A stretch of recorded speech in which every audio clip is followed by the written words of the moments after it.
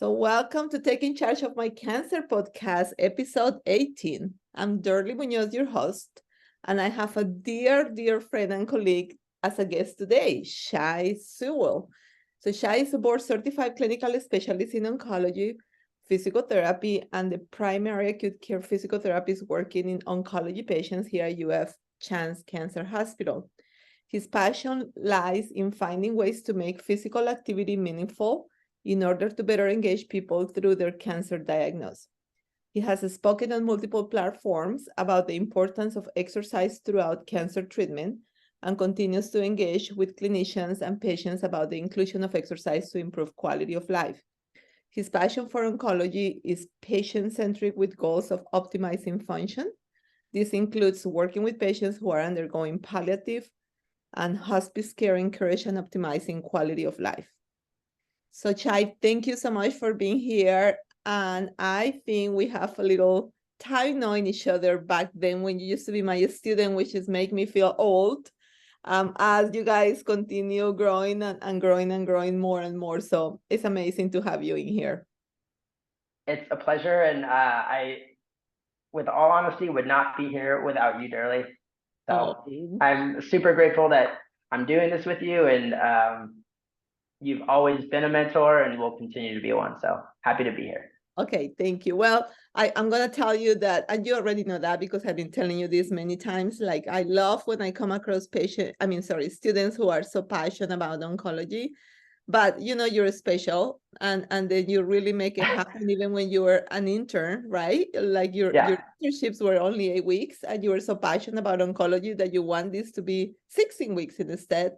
And I don't think I have ever a student that have the initiative to actually talk to school and say, hey, is any way we can do this? So that already in itself just really put you up in a different level.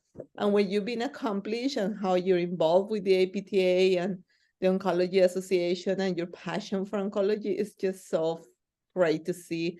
And I hate you leaving, but I know I just gonna have a little extra person over there in Portland that we're gonna continue expand and we're gonna continue working together. So for sure. Yeah, absolutely.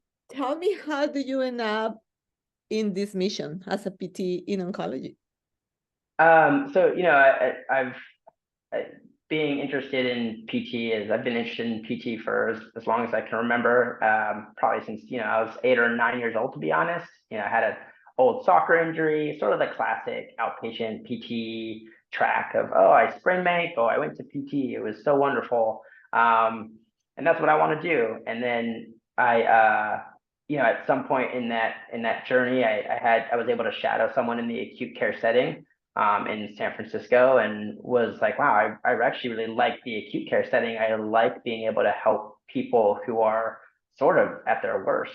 And acute care became more of my interest on my journey to PT school. And unfortunately, throughout that process, my mom got cancer, lung cancer. And so I was like, I wonder, like, what can PTs do for people with cancer? You never think about it really when you're going to PT school, that there's that specialty. Now there is that specialty, but at the time there wasn't. And so I sort of looked into it a little bit, and I was like, there's actually a whole realm of PTs and OTs and rehab specialists that specialize in people undergoing cancer treatment.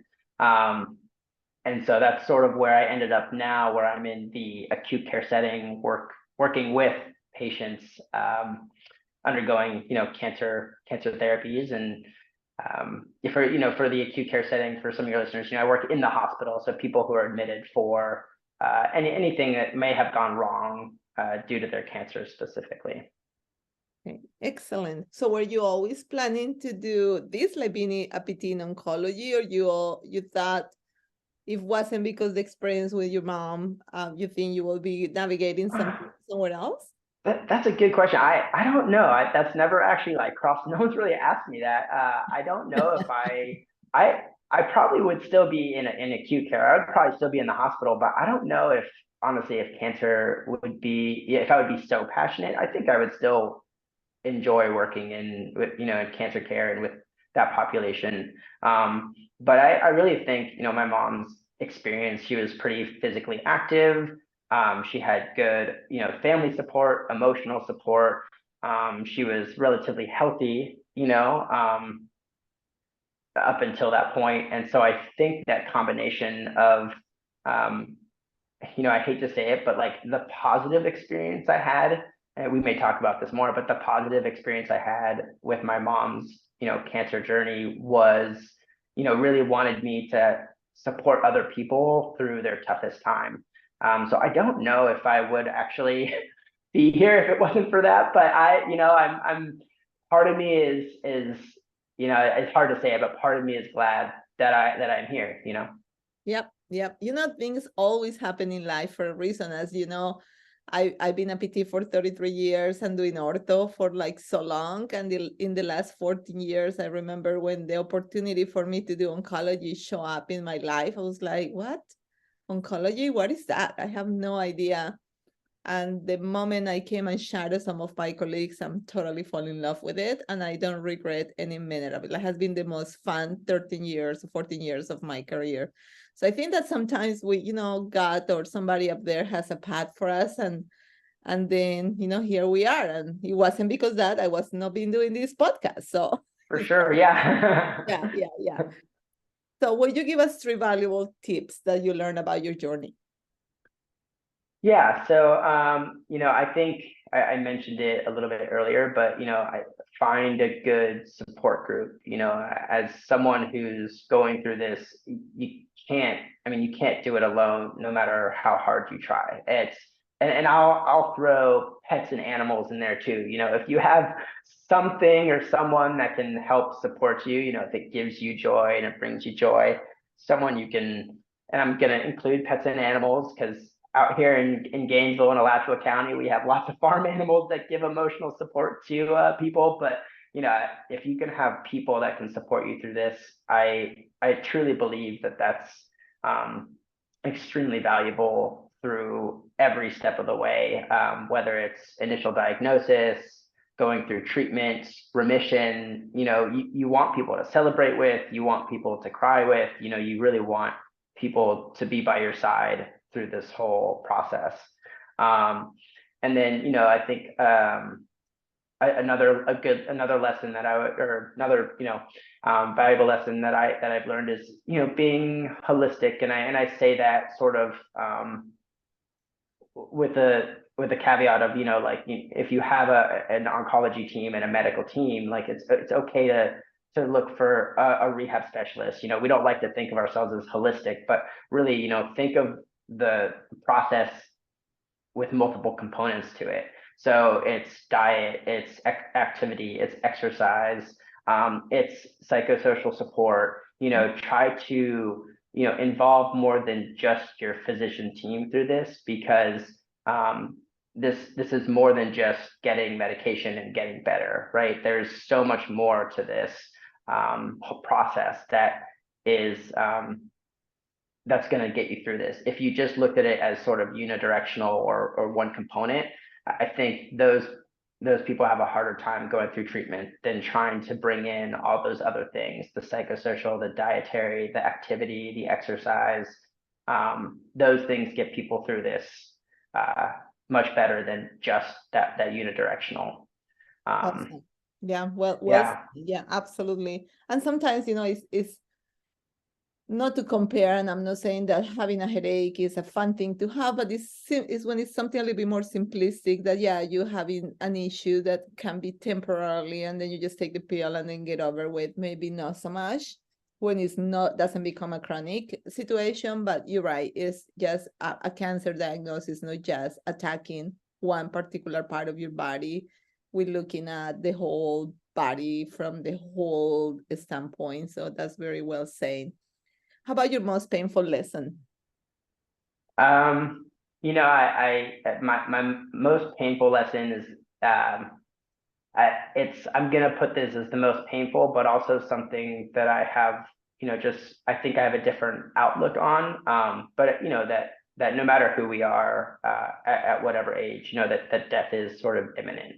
And I was raised, with the idea that I think the American culture as a whole looks as death as a negative thing. but I was somewhat raised that that is something that we should sort of, I don't know about be grateful for, but be grateful that the life we have lived. And I think that's sort of, when people are like, live every day like it's your last and things like that, it's because, you know, excuse my French, but shit happens, right? Like we don't know what's going to happen, and we don't know how long we really have to live. And so, we should be really blessed to be on this earth every single day and honor the people we have around us and the life we get to live. And while death is challenging, it's also a time for us to reflect on the amazing life we have lived. So it's sort of twofold. While that's the most painful lesson, it's also, I think, the most valuable lesson to sort of just say like, hey, we can really honor the life we've lived in some of our toughest moments, to look back and say, these are, I had a great year. I had an amazing time with my husband, my wife, my partner, my kids, my friends, and really honor those and cherish those moments that we've lived. Okay. Is there anything that you have that will be of a really good value for our audience? As a physical therapist, I'm going to go straight to the movement thing. So, I think for me, how valuable movement is, and I think you and I are similar in that level. If we want, we're active people, we exercise, we are out there working ourselves pretty hard, but I don't think it has to be that. I think that, as every individual needs to find what is going to motivate them to move. My mom didn't exercise since she was 18 years old, but she was outside, every day, being active, going on hikes, getting on a bicycle, walking up and down the street. She was doing things that increased her heart rate, that were challenging for her. And while maybe some people didn't consider exercise, I think the challenge of whatever that activity was kept her going through her treatment. And so I think one of the most challenging things that I have is really, when I'm working with people and patients, like, what are the things that they enjoy doing that I can say like, hey, that's okay to do. You can go outside and, play with your horses or be with your horses. You can, go and walk your dog and enjoy being outside, and not just think about, well, this physical therapist wants me to run a marathon, right? Like, no, this physical therapist wants you to be happy and just move a little bit more than you are. And I think, just in terms of people in general going through treatment, sometimes the hardest thing is just standing up and getting started. And if you can just get going with something, that I think is like the biggest lesson that you can take. Yeah. And just kind of piggyback on that, you're right. I think that sometimes, I can be a very big pusher towards exercise, and I can say, I know you're not feeling well, but we're going to ride this bike, and no matter how you feel, and I'm going to push it, and I'm going to prove to you after you're done with that bike how much better you feel. And sometimes certain patients need a little bit of that, right? Mainly when you are not used to exercise and you don't have a great motivation of exercise, but when you start to feel how your body is kind of like, oh my God, thank you for doing this to me, that's a motivation right then. But you're absolutely right. Sometimes we forget that we have to engage people for what they love to do. But at the same time, sometimes we got to challenge them a little bit outside that box, right? Because for some people, it's like, well, but I clean my house and that's my activity. And I always say, well, it's kind of your normal kind of living that doesn't count. Besides that, I need you to go for intentional type of exercise that get your heart rate up. So sometimes it's nice to take that what motivates them, but at the same time try to get them out of the box within what motivates them as well. And we're in very different populations. While we both work in cancer care, right? You're seeing people who are hopefully, maybe not all of them, but a lot of them are hopefully going through curative treatment, or or maybe early stage, or are on longer term treatment. And I'm seeing people who are later stage and a little more, most likely just a little more sick, and have more difficulty and more adverse events to their cancer. So it's I do remember being in your clinic as a student, and you were sort of like, you just have to do it. They don't feel good, but you have to teach them how to just get on the bike. They have to do those things, because that is what's going to get them better. And now I'm sort of in like a area where that's not necessarily like our ultimate goals, right? And so Yeah.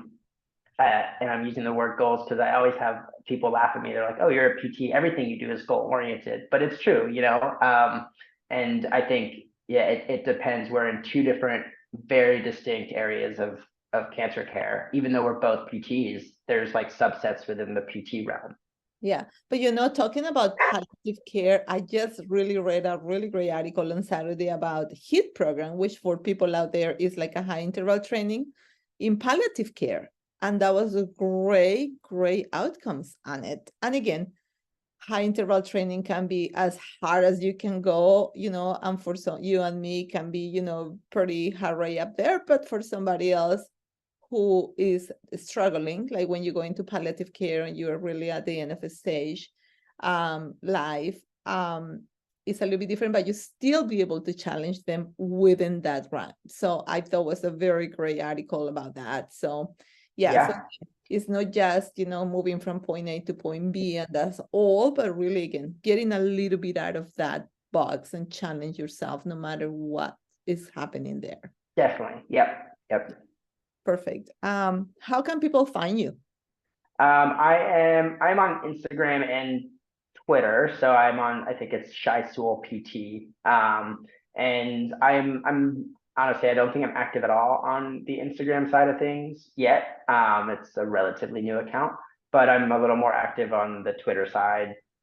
Just happened to find more articles on Twitter, and I think it has a little bit more of the research side of things on there, and that's where I stay more active. Perfect. And I will put that information on the podcast so people can get a hold of you if they have any specific questions. Has been 3 books that you would recommend for the audience? I think the first one, and I was thinking about these because I have sort of like this wide spectrum of, okay, like, do I want to go the serious route? Do I want to go lighthearted? So I picked a little bit of both. I think the first one that I really like is, it's a little pocket sort of style book. It's just got small pages, little quotes on each page, and it's called When Things Fall Apart.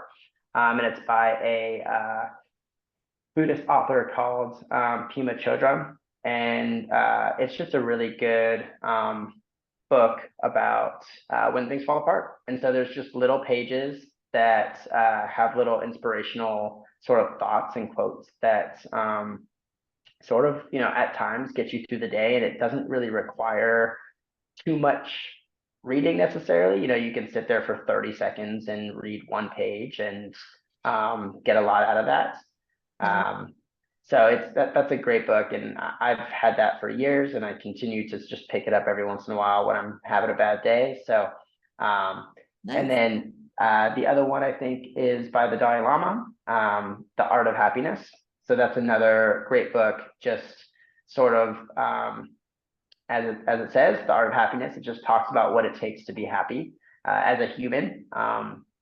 Obviously, Buddhist heavy books here, but and then I think the last one, which is sort of like a lighthearted book, but for me, I just enjoyed it. It sort of gives me the feeling of adventure and letting myself go, and intrinsically making me sort of think about this, just we briefly mentioned God earlier, or a higher being, but makes you sort of think about like, what is the higher being, and it's called The Alchemist, and there's just it's a really by Paulo Coelho, and it's a great book to just sort of let go with. It's an easy what's read. the name again? The book is called The Alchemist, and I can send it to you in the yes. Yeah, and the author's Paulo Coelho. He's a Brazilian writer, or Portuguese. Yeah. Awesome. Okay, perfect. How about podcast? I have one podcast that I've been listening to for a while, and it's called the Onco PT podcast.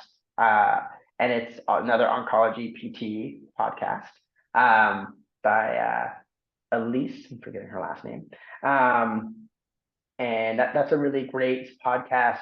She interviews similarly to you, dietitians, PTs, OTs, and just, reviews sort of like, what is each person's specialty and how do they, what's their sort of thought process on treatment.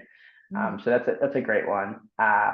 There's another one called the Knowledge Podcast, and that's a philosophical sort of podcast, and there's some will be more relevant to I think our listeners, and some will not be, but they sort of have to do on how to grow, how to grow as a person and ways to do that. It can be anywhere from listening, it can be about reading, it can be about thinking. So it's a really great podcast. And my third one is yours, Shirley. Okay, thank you. I was like, wait a minute, what's happening there? Okay. How about this one question you wish I would have asked you, and will you have answered it?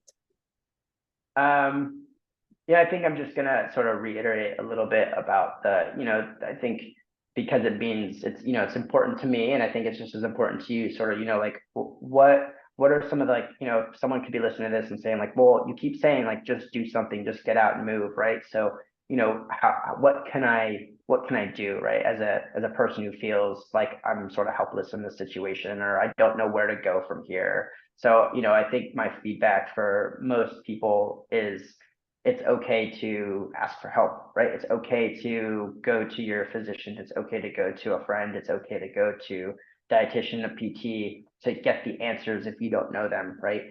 I think throughout life, something I learned, while I was learning from you was, trying to stay humble, right? If you don't know something, it's okay to say you don't know something. I always laugh about how that was like the hardest thing I had when I was with you, because I just wanted to do me, but I was there to learn, and I might have been stubborn, but at the end of the day, like, only a little just bit. a little bit. But I'm thankful that I had someone that was just as stubborn as me to tell me like, no, you're doing this wrong, And so, we don't all know everything. And so if you're going through the, cancer care and you're getting treatment, or you don't know if you want to get treatment, some people choose not to, just ask for help. It's okay. Find the people who can guide you. If you want to try something, different with your diet, I know you've had some dietitians on or some nutritionists, like, go ask someone who's an expert in that, right? We don't have to do this alone, and there's plenty of help for you through this whole process. There are specialists that are specialists in, diets for people going through cancer care, physical therapists who are experts in that, occupational therapists who are experts in that, social workers. There's so many people who are there to help you. If you ask, you'll find someone who can help you through this. And it's, as I mentioned earlier, it's easier to do this with that support system than it is alone. Absolutely, and you're absolutely right. And we tend to be, a lot of us, we don't want to be bother people. We don't want to be worried about family. We can handle it. And unfortunately, I will say guys are worse than women. We tend to just like ask more for help than a guy does. And I'm gonna come across a lot of with my head and neck cancer patients who was like, you need to, it's okay to ask for help. It's okay to say, we need to modify diet because, at the 4 week of radiation, I cannot really eat or anything on those lines. So I think, yeah, you're absolutely right. And I hear this over and over and over from so many different other healthcare providers and even cancer survivors. As I'm going this podcast, it's like you gotta let other people come close and help you out. You don't have to do this on your own. So I'm glad that you are reiterating that as well, because I think what makes it. And I think that's important throughout the care too, right? We cancer doesn't just start and end. Even if you're in remission, unfortunately, you'll be going in for scans, and there's always that fear, right? Mm-hmm. For going in, and is there recurrence? I don't know, and waiting for those MRI results, or it's though that's a psycho. So I'm not saying I can help with that, but there is someone there who can help with that. And so it's not just through treatment, it's through the rest of your life, really. It's something that I think oftentimes we overlook, is that it's not just a small period of time, it's a lifetime diagnosis. Absolutely. Well, Shai, has been super fun doing this with you. Thank you so much for sharing all your knowledge and expertise. And like I said before, I'm gonna miss working with you on the same system, but I know you will be great, and we'll keep in touch. Absolutely, Shirley. Great talking to you. Me too. You take care. Bye. Bye. Bye.